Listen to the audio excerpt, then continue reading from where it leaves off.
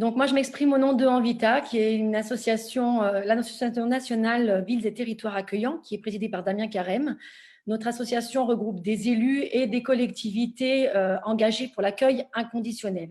Alors, toutes ces situations qui viennent de nous être décrites, les collectivités locales y sont confrontées directement et avec la boule au ventre, en tout cas pour celles qui sont engagées au sein d'Envita.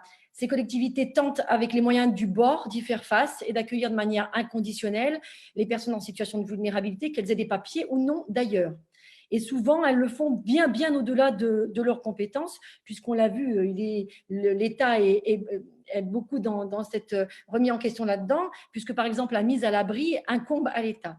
Ça ne peut pas être satisfaisant, et on le sait, puisque c'est justement l'État qui a les cartes en main. Et parmi ces cartes, eh bien, il y a celle de la régularisation inconditionnelle et pérenne. C'est une décision qui marie à la fois humanisme et pragmatisme. C'est une décision raisonnable et fondée. Ça, ce n'est pas nous qui le disons, mais ce sont des spécialistes des migrations, comme par exemple François Gémen, des économistes comme Thomas Piketty, qui est signataire de l'une des tribunes.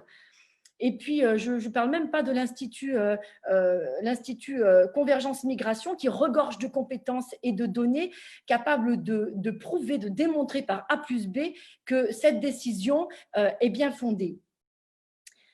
Pendant la crise, l'État a beaucoup écouté la crise sanitaire, l'État a beaucoup écouté les virologues.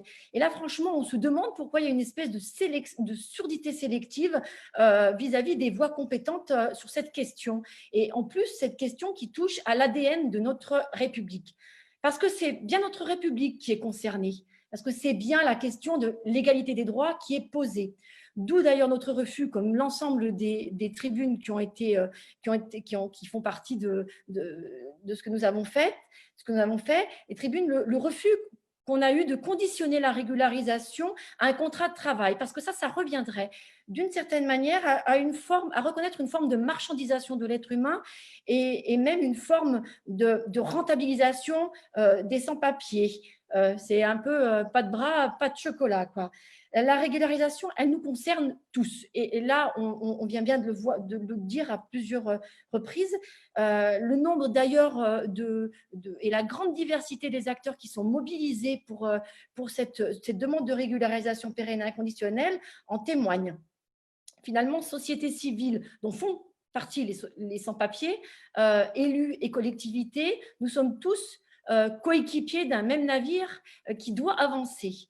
Il n'y a pas de passagers clandestins, il y a des personnes qu'on réduit à l'état de fantômes de la République.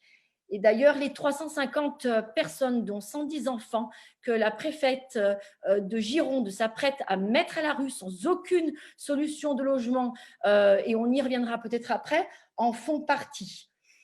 Humainement d'abord, mais aussi socialement, politiquement, économiquement, ça, c'est plus possible. Comme on l'a tous dit aujourd'hui, et nous, en tant qu'élus de la République, on est là pour servir l'intérêt général, on le redit, cette mesure est d'intérêt public.